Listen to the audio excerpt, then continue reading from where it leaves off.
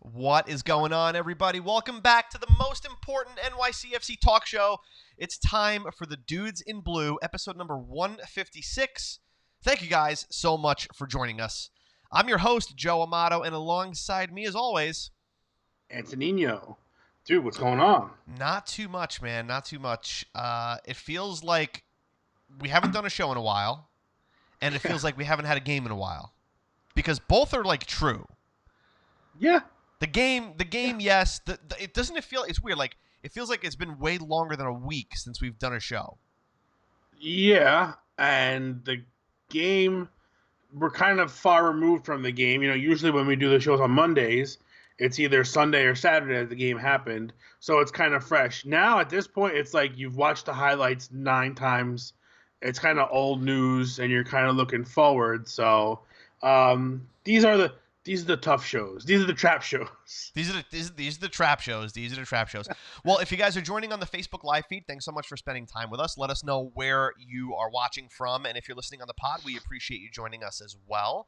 We're on Facebook, Instagram, and Twitter at Dudes in Blue. That's how you can get a hold of us. In this episode, we are going to talk about. We're going to reach a little bit back into the history books, which is almost a week ago now. Feels like forever ago that NYCFC thumped 7 goals. In the FC Cincinnati match at Yankee Stadium. So we're going to talk about that. We're going to pick our Dude of the Week. We're going to talk far post because there's a lot of other soccer happening despite the fact that most of the domestic leagues are over. There's a lot of international. We can talk a little bit about the U-20s. We can talk a little Women's World Cup if we'd like. We can talk about US Men's National Team. We can talk about the Nations League. There's just so much soccer that's still happening. Oh, yeah. It's ridiculous. So we have a little bit of a giveaway, guys, that we're gonna do. So stick around for the end of the show. We're gonna do that as well. And we got an Rants. It's just it's a jam-packed show, and I'm pumped. Let's jump in. Let's jump in. Let's jump in right after. The game is slowly dissipating from my mind. Let's say hi to Felix. What's going on? Ronald saying, hey. Roger, Connecticut checking in. David saying, hey, dudes. Ant, were you sitting on the sideline for the game?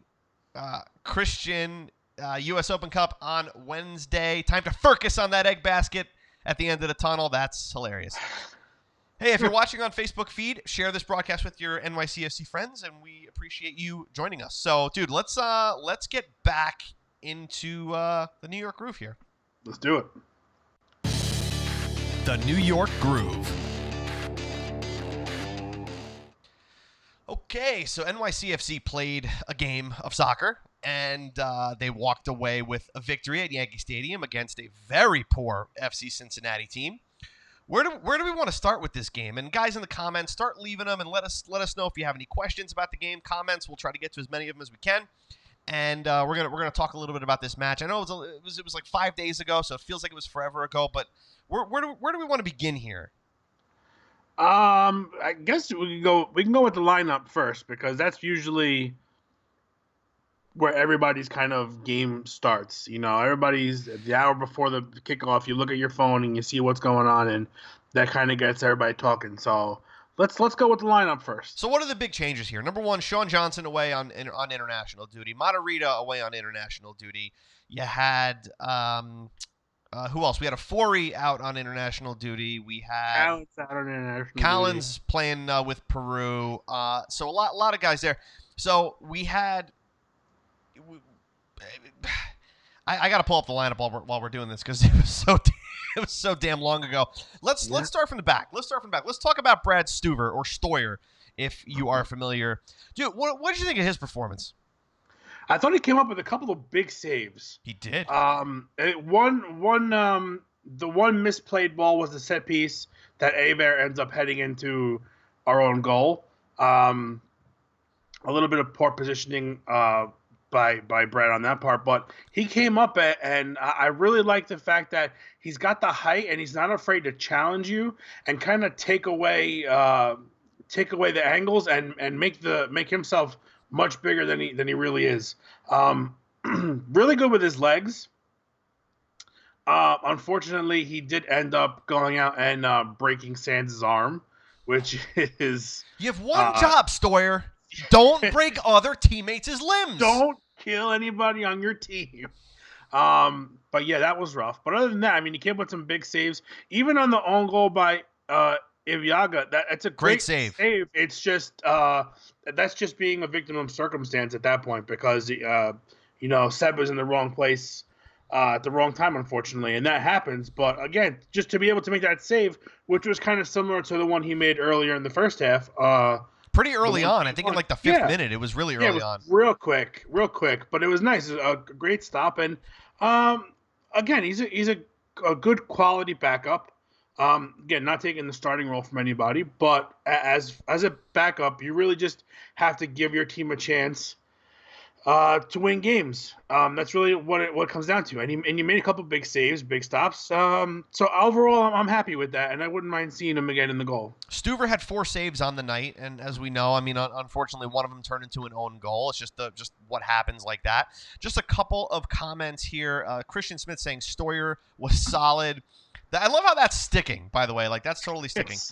Felix saying Stuver had a pretty good game. Distribution was pretty good. Can't do anything when Megamind decides to score on his own goal. Listen, when you're a goal scorer, it doesn't matter which net you're in, as long as you're scoring goals, right? That's unbelievable. I'll tell you what, as far as distribution goes, he did have that one pass where he led Matrica down the left. Was that with his foot? Yeah, that's my FIFA distribution kick with my keeper. That's the RBX. And he launched it. I was going to bring that up. Absolutely incredible outlet pass. And if I remember correctly, the last time we saw him in a game, that's one of the things that I noticed about him was that his distribution, his long distribution, is actually pretty solid. So I'm glad we got to see a little bit of that, but I think obviously it wasn't utilized that much during the game, just trying to play out of the back and things like that. But overall, I think Stoyer had a very good game. Yeah, you can't look for sure. For a guy that gets no minutes, right? For a guy that gets no minutes on a team, you're going up against Sean Johnson. You're not going to knock him off of that pedestal. For you to come up and make 4 big saves, listen, you would have had a clean sheet if it wasn't for your teammates. Because honestly, maybe you could put a little bit of the blame on the corner goal, on Hebert's own goal, because he really should have cleared that ball. He kind of totally missed it as that ball came in, as he tried to jump up and punch it. But even still, I mean, to make 4 saves, and it's just a luck of the draw. I mean, I think we should have had a clean sheet that match, and Stoyer was definitely part of the reason. Yeah, it says a lot about training too. That these guys who they know they're not the number one keeper, and they know they're not really going to be able to challenge for it. They still put in the just as much work as Sean does as a number one, and it pays off in instances like this where.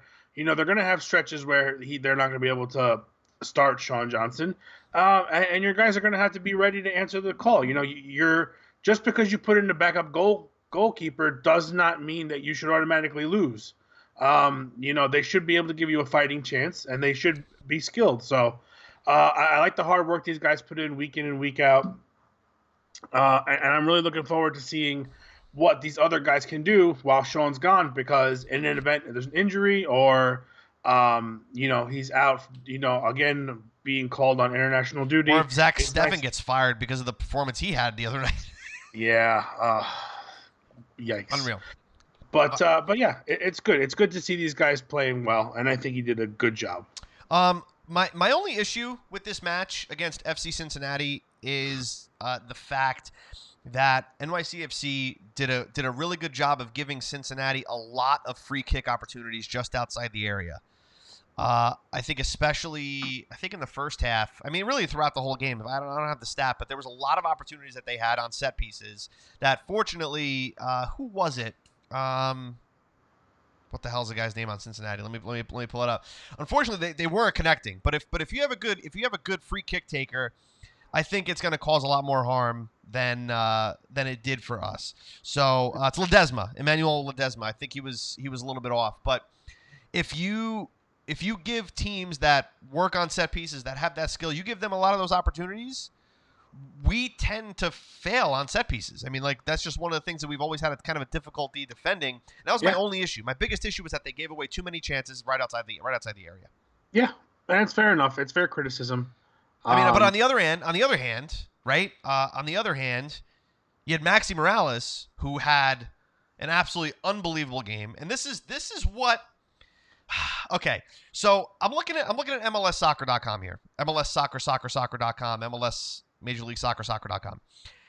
They have it set up as a 4-3-3, right? Which is the way that we kind of thought he was going to shift things around in that regard coming into this game without having Collins and the like, right? But Morales was your attacking midfielder. And look what happens when you're not playing Morales out on the wings and you're not playing Morales as a striker and you're not playing him as a right, it's just this is what you get.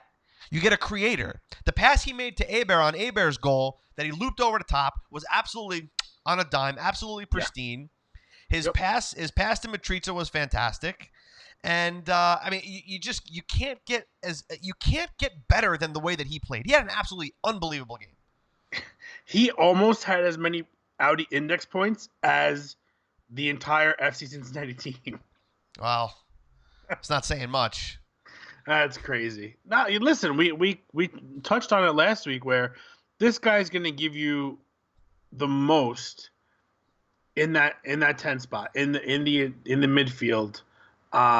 It's not that he's not going to give you a lot when he's playing other positions, but he's going to give you the most here. So that's what the lineup really comes down to. You got to put people in the places where you're going to maximize their value to the team.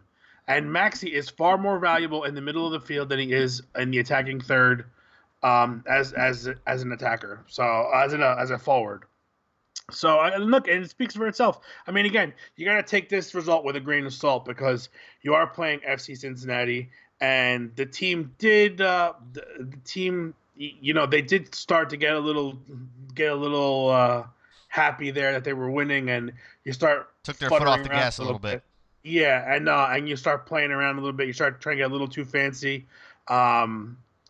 And luckily, after halftime, they kind of figured out, like, listen, we don't do this. We just keep playing. So, but again, I think it's another look that the team has, now playing the four guys in the back. And for me, honestly, it's nice to be able to know you can do this and know you can play with the three in the back, depending on what your lineup, looks like and who's available. But overall, it's a really solid game. And to see the breakout play, forcing turnovers in the middle of the field and counterattacking fairly quickly, all those things were good. Now can you build on it? Now can you do that against a formidable opponent? Now, we're not going to find out for another 3 weeks. Yeah, so 3 weeks. So you're going to have to wait. Now we wait. Yeah.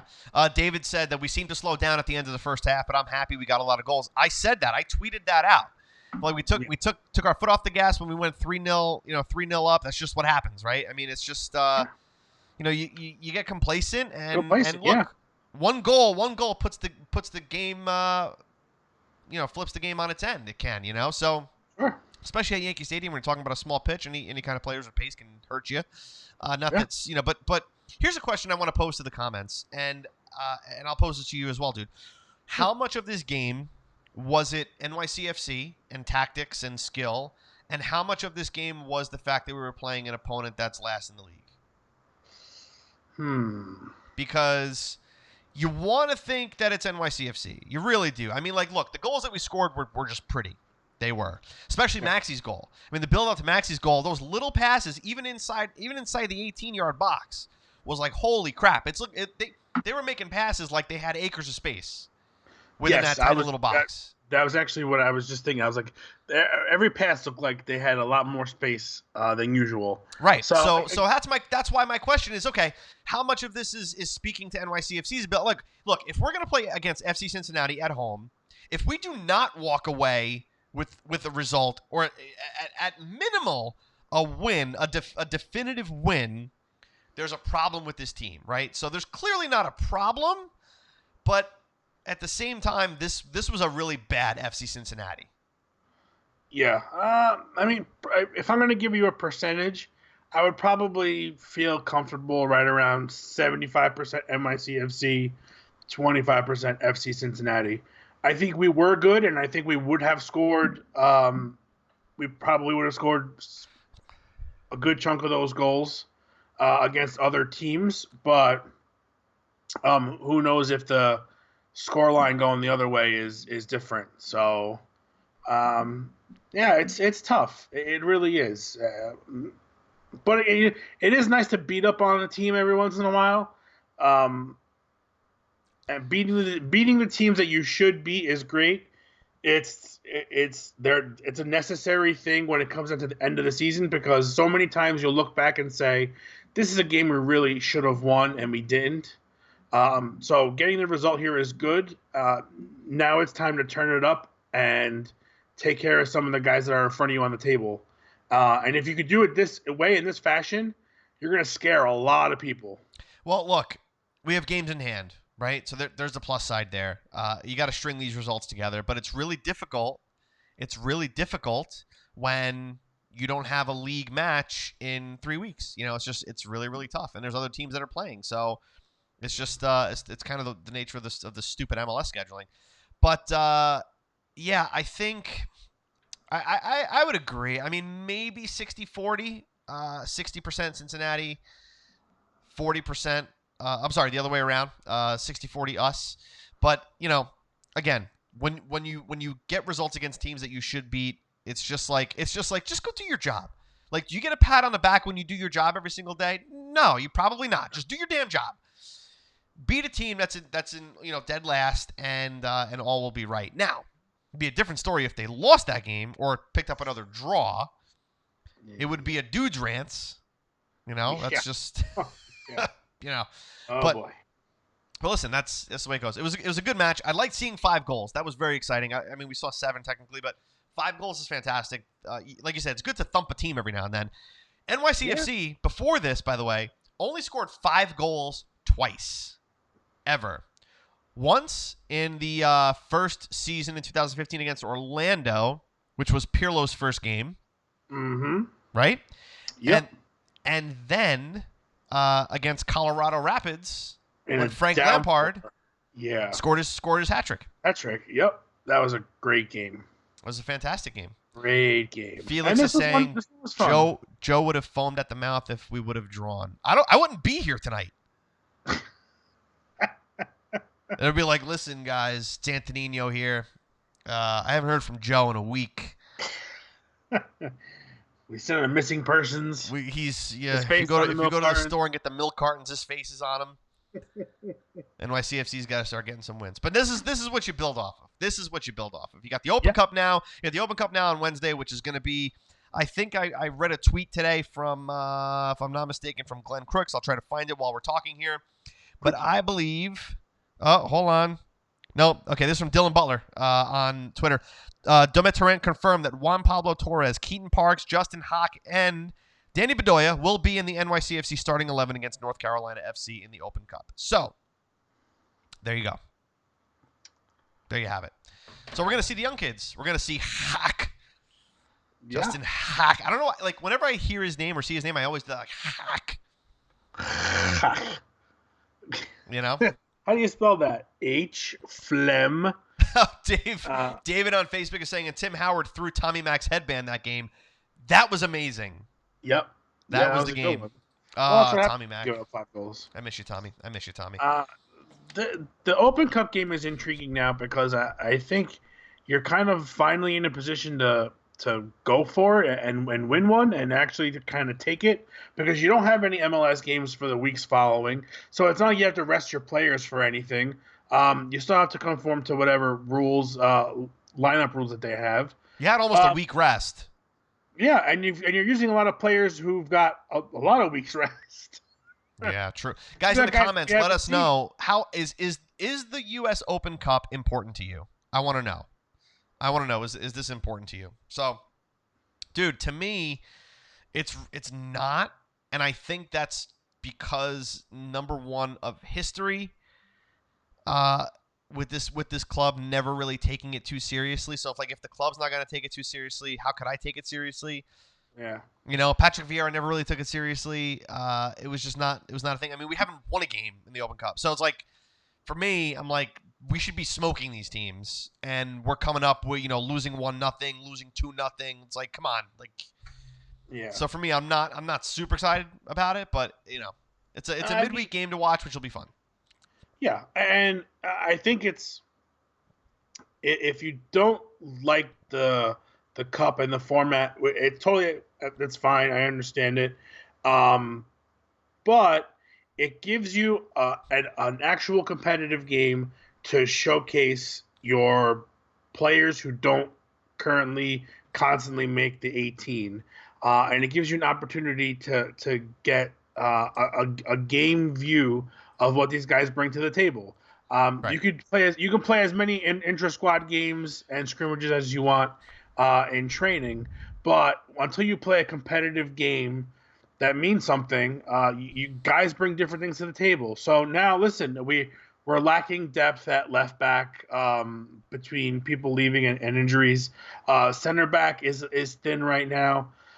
Midfield is thin right now. So now's the opportunity for these guys to show what they have. And if they play well, they might be able to find themselves minutes while these guys are out, or find themselves in spots where they're playing against certain opponents because they bring certain skills to the table. So it's an opportunity but the young but guys hold shine. on.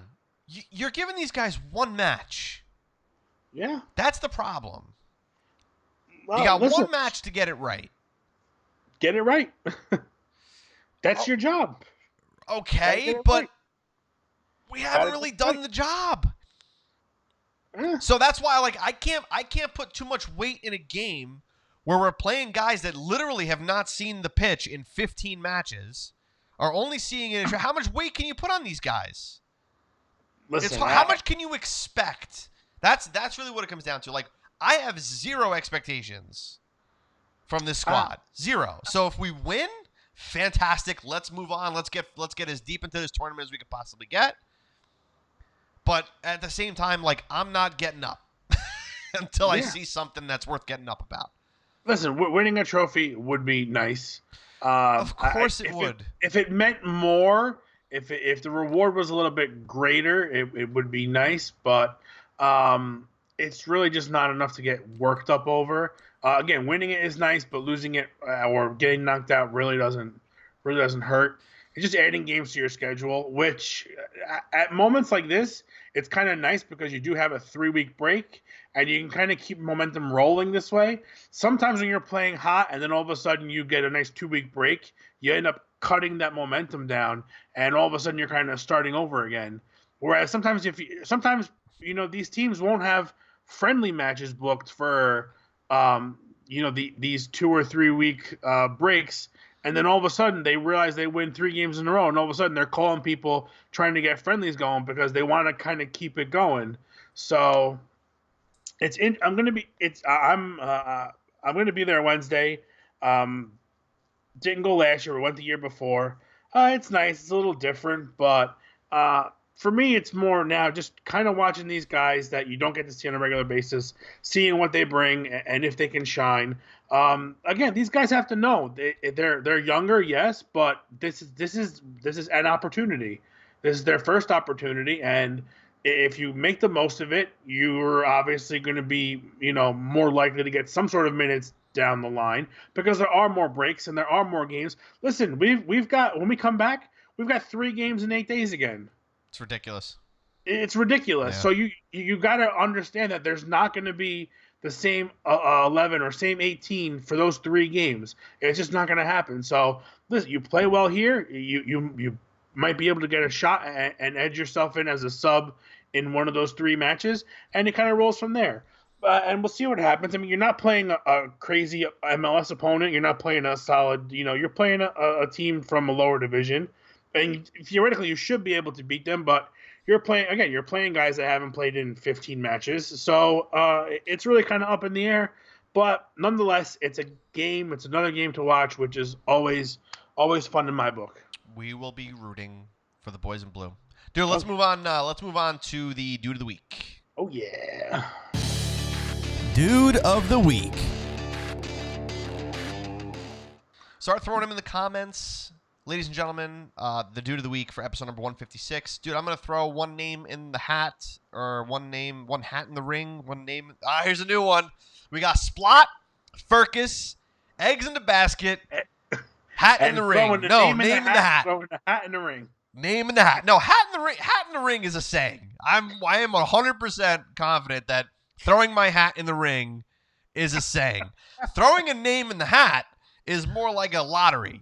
It's not. You want to pull a name out of the hat. Yeah. You're putting names back into the hat. It doesn't work. It's We all right. see. We all get them. We all get one. You had Splot last week. We're gonna have a dudes in blue dictionary soon. Yeah, seriously, we should Splot. Anyway, can you use it in a sentence, please? So, listen, I'm going to throw Maxi's name into the ring because that is the only one that I think deserves it on NYCFC. I will say Anton Tinnerholm had a great game, 2 assists on the night for him. He did have a great game as well. But I got to give it up to Maxi. 3 assists and a goal. What else can you say about that? I mean, come on. You really can't. I mean, the dude had 1,084 Audi index points. Guys, if you're not familiar with the Audi index points, it's the Audi player index, I should say. It's actually a pretty cool scoring system. It keeps track of the hard statistics that, you know, the general ones, goals, assists, things like that. Then it takes into account all the little good, positive, and negative things that players do. Do they have a snot rocket category? I don't. Like, I feel like they're just pulling crap out of the sky. Like, I mean, listen, it's like a cross. It's very much so like how fantasy points are done, and it's just you could just see that, like, some of the things they don't weigh a lot, but goals weigh a lot, assists weigh a lot. Like 2 assists is 476 points. So anytime you can get into the 1,000 range, you had a fantastic game. So kudos to him. It's actually a really fun thing if you like this sort of thing. I do. I think it's pretty cool. I know a lot of people don't like it, but I like it. I enjoy it. It's kind of cool little gauge to see what players are where. If you want to look for comparisons, Abear had 963. Matriza had 775. That's what you get for scoring a hat trick, dude. Yeah, that's what happens. Yeah. I wonder how many points he would have had if he didn't score the own goal. I know. I wonder how many that took away. But anyway, so are we giving it to Maxi? Yeah, of course. Because nobody in the comments is going to be arguing with me on this, I don't think. No. All right, so let's plow ahead here. Maxi Morales, Dude of the Week, episode number 156.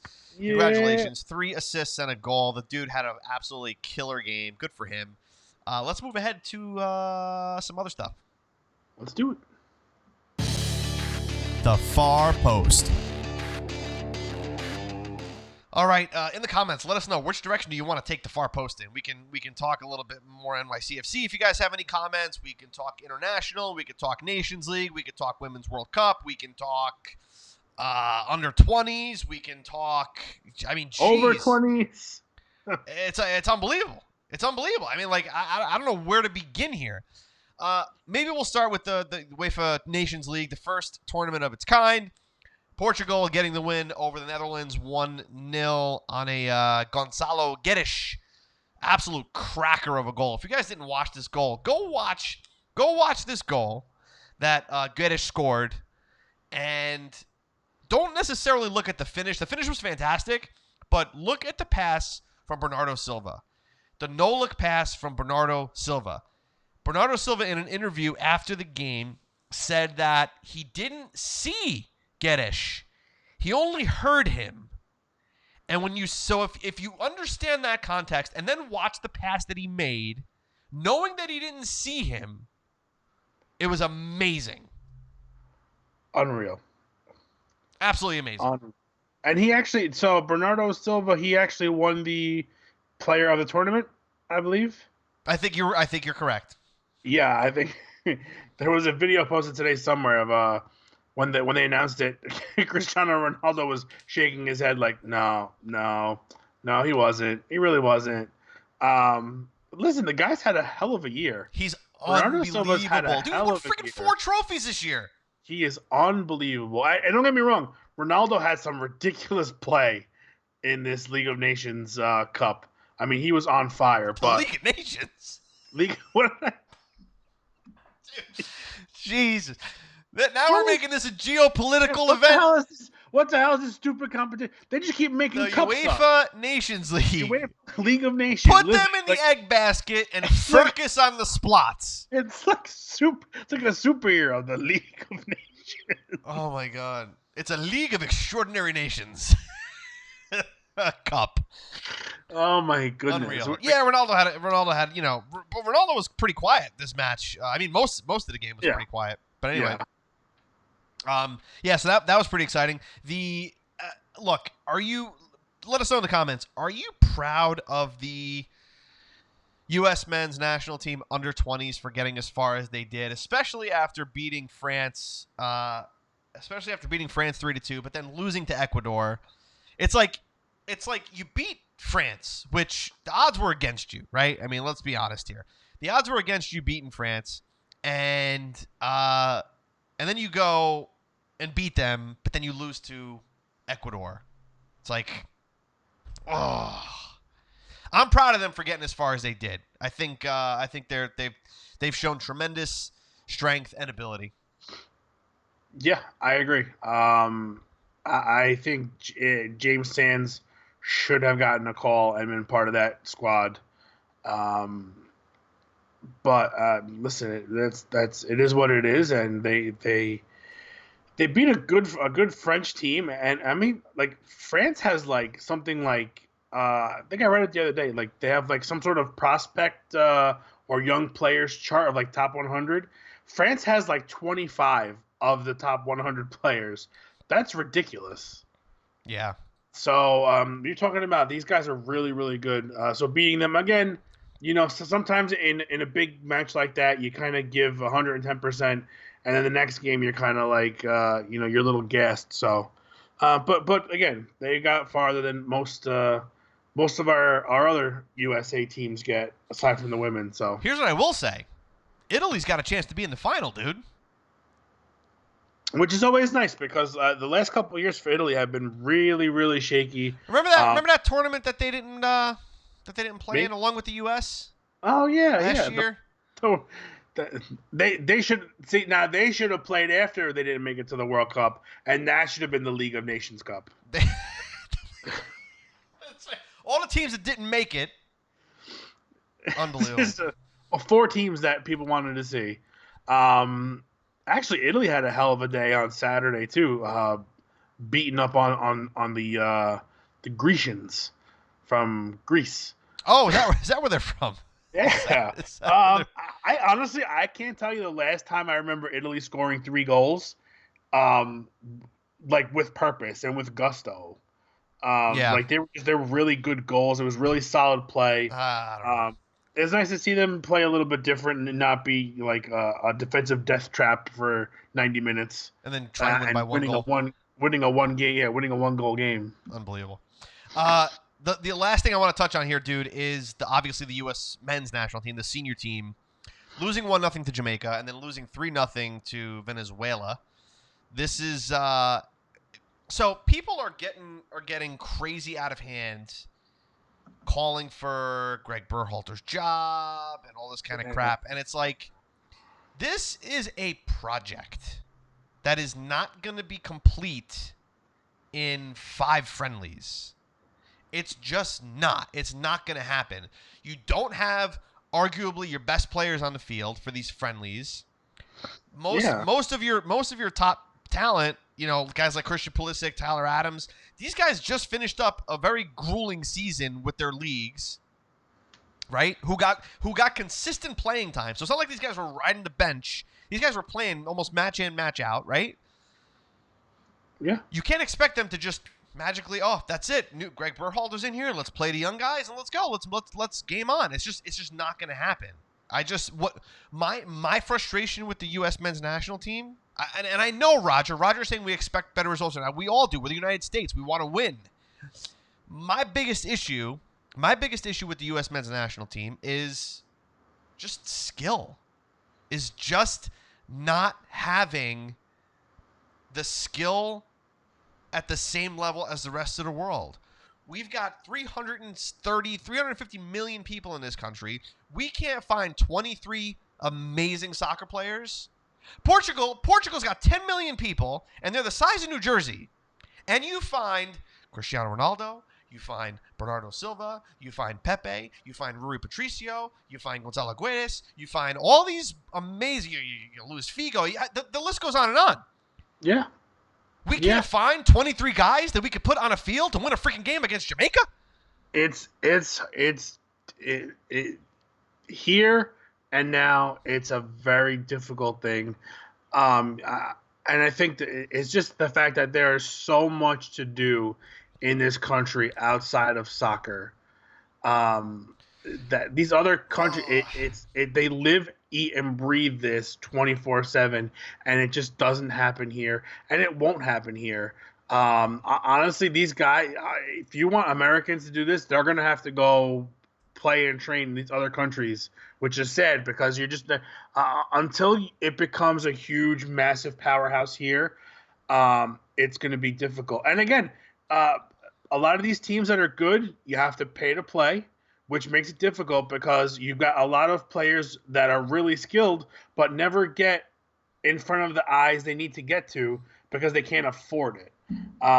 That's another issue when it comes to stuff like this. So it's going to take a while. And again, these friendly games are really games where, you want to get results, but I think you want to see positives as well. You want to see what guys can give you what. Losing the game, you don't mean anything. We had 0. Dude, we couldn't put 4 or 5 passes together. Like this is elementary that's stuff. Disappointing. Again, if you're going to play 2 friendlies and you're going to lose them both 2-1, but you had 6 scoring chances. No, this was not the case. Exactly. So that's I think in the goal. I think our first match in the Gold Cup is against. God, let me look this up. Again, I'm not knocking Berhalter, so don't get me wrong. What I'm getting upset about and animated about is just the level of skill and players that we have and don't have. Like it's frustrating. It's absolutely frustrating to watch this. It's frustrating. Unbelievable. Anyway, yeah. So I'm looking up who we play here for the first game. That we're playing against Guyana. Now, dude, you and I should be able to take on Guyana by ourselves. Yes. Okay? This team should absolutely obliterate them. Yeah. But I'm not incredibly confident. We haven't seen the best of the best of the best. Sir. Men in Black reference. Wow, that's crazy. That's crazy. That's crazy. Anyway, it's a little bit frustrating. I can't knock Berhalter though. The man's trying to implement a system. Although the last couple games, I didn't really see too much of a system. It was more like let's try to pass the ball a few times and maybe somebody will score a goal. I don't know. It's frustrating. It's absolutely frustrating. But we are not there yet. We are definitely not there yet. And as a nation, we can't wait 5, 6, 10 years. We don't want to wait 2 more World Cup cycles to quote unquote be there. No, I think your aim is to have everything figured out by 2026. You want to have a solid squad. By 2022. Well, that's understandable, but that's the World Cup that's away from you. You want the host as a host nation. That's when you really, really want to be fine-tuned. Again, you didn't play in the last World Cup, so it's going to be difficult to get. You've got to get these competitive matches. You got a new coach, and it's not like they play every week like a club team does. These guys don't stick together for months at a time and train. Like dude, we're in CONCACAF, right? Mm-hmm. Like we're not playing against Brazil, Argentina, right? Colombia. We're not playing against these guys. Right. We should be able to smoke this region. Should be, and what actually happens is horse of a different story. Splot. All right. That's it. I mean, like that was Joe's rants. Now we got to do Ant's rants. I'm sorry. I got animated. I got a little upset, but I'm calm now, and I'm gonna let you get pissed off. So let's move on to Ant's rants. All right. It's time for Ant's rants. All right, dude. Your turn. All right. So, not super pissed this week, but just kind of like a little annoyed. If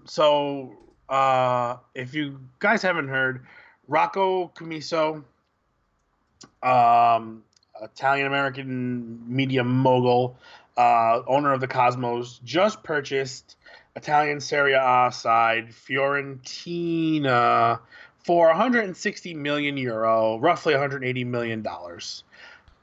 $20 million less than it cost to get your team into the MLS.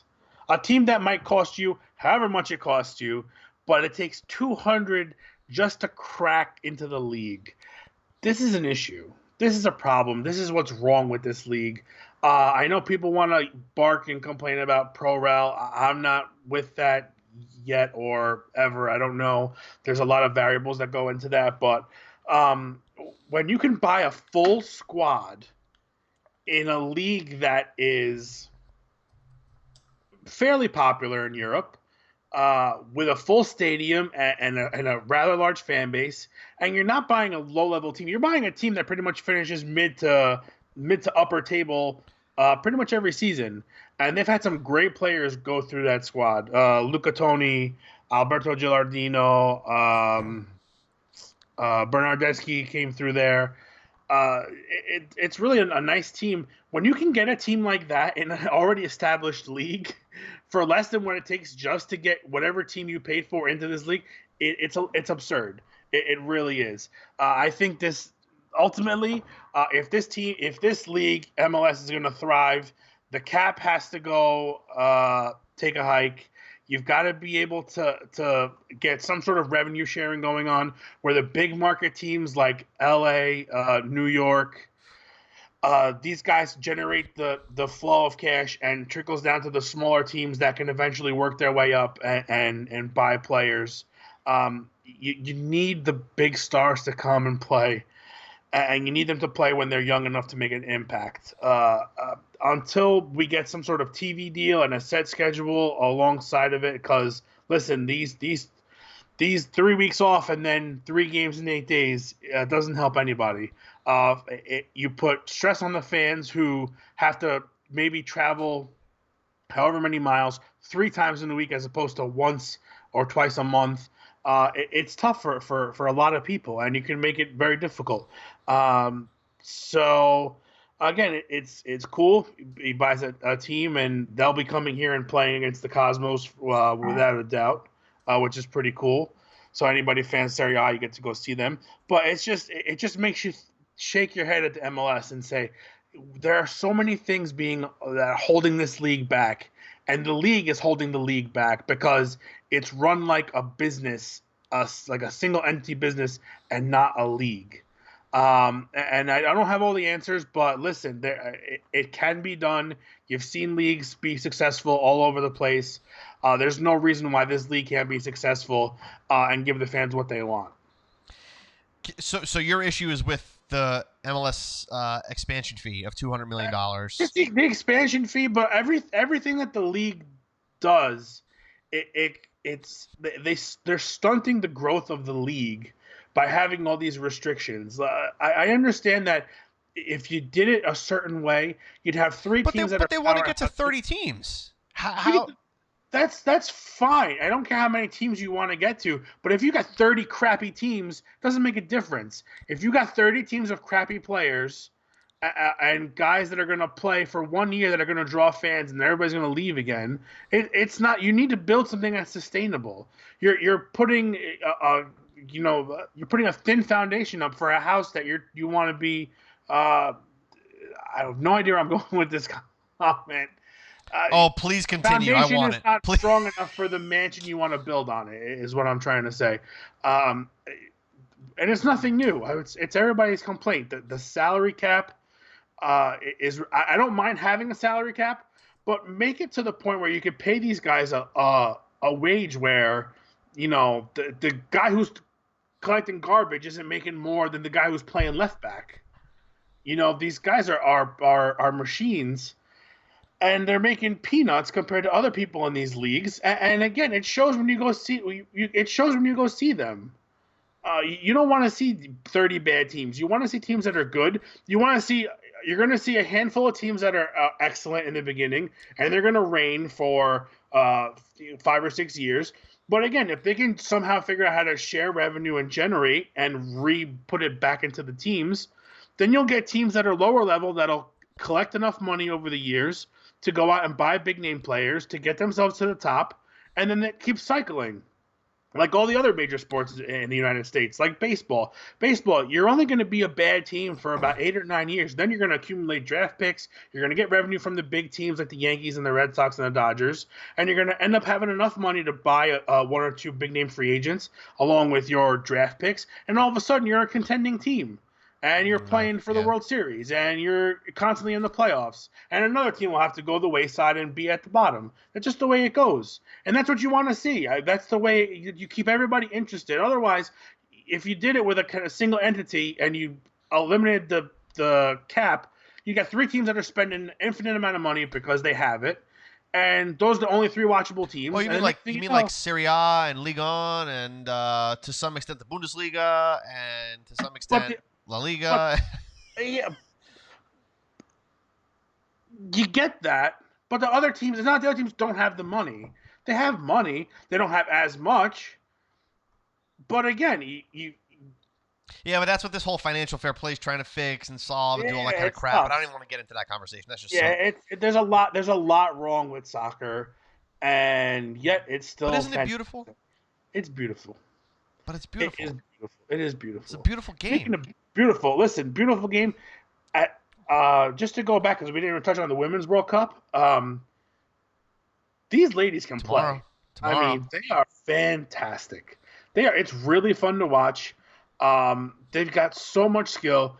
And if you haven't seen, go check out the nutmeg that happened England versus Scotland. I got to check it out. The Scottish left back, she was tracking, and she ended up like 6, 7, 8 yards away from where the ball actually ended up because of the nutmeg. That's terrible. Fantastic. But yeah, keep an eye on that because that's a lot of fun to watch. And we're actually good in that one. Yeah, I can't wait. I'm looking forward to the women starting up tomorrow on Tuesday. If you're listening on the pod today. Absolutely. I'm excited for that. It's going to be cool. Listen, that pretty much closes out this episode, but we want to give away something. Yes. We have you could tell them. Yeah. All right. So we got to figure out how to do this, but I have 2 tickets to Wednesday's US Open Cup match. I am going, and I have 1 extra as a giveaway. So if you want to join Antonino and be my honorary dude for the match, or not dude of the match, dude for the match, or dudette. Yeah, we'll figure out some type of way how to get it. But if you want to be in, we'll end up shooting you the QR code so you can get in. You'll be sitting next to me if you want. If you don't, you can really do whatever you want. It's just because nobody's gonna question you at this game. Yeah, it's gonna be you and this other person. That's if you want to pick Antonino's brain a little bit, you want to share a little sandwich or something like that. If they got food, I don't even know what's going on. You know, we have a bucket of French fries, some chicken tenders, whatever you want to do. We'll do. This is starting to sound like a date. Listen, who wouldn't? Who wouldn't? Come on. It's true. That's true. All right, listen. All you got to do if you want to win Antonino's second seat to the U.S. Open Cup is comment on the Facebook video. So sorry for listening on the pod, but this is really just a Facebook Live thing because the game is on Wednesday and we don't have time to pick somebody. So what we're going to do is after we shut down the show, anybody that commented on the show is going to be in it to win it. We're going to pick a winner and send you a DM after the show. So not too long after the show. So drop those comments for the chance to win Antonino's second seat to the U.S. Open Cup match on Wednesday. So this has been episode number 156. You guys have been awesome. We're Facebook, Instagram, Twitter @DudesInBlue. We will be back Monday night, probably talking about the Open Cup game. Here's what kind of sucks, though, about next week. Monday night will be even further away from a game than the FC Cincinnati was to today. So there better be a lot of goals to talk about or something. Or a lot of soccer news from elsewhere. There better be. I want to hear transfer news. I want to make sure that the U.S. women's national team is spanking teams left and right. We got to have something to talk about on Monday. Otherwise, it's going to be driven heavily by the comments and most likely alcohol. So, listen, This is episode 156. We'll be back on Monday night at 8 p.m. for the Facebook Live feed, Tuesday for the pod. But until next week, guys, stay blue. Stay blue.